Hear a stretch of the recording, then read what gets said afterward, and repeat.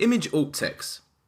Alt text, which stands for alternative text, which is also frequently known as alt tags, are used within HTML code to describe the appearance and function of an image on a page.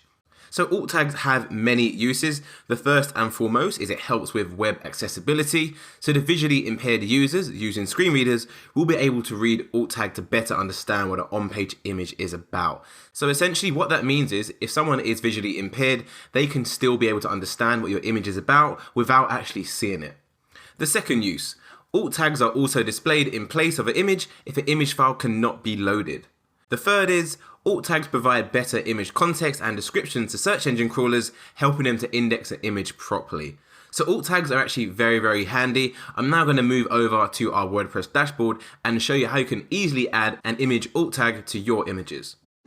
So I'm now over on the WordPress dashboard for this page. You would have saw this page earlier. It's the one I used when I was crafting the Three Kings earlier on in a section of this course.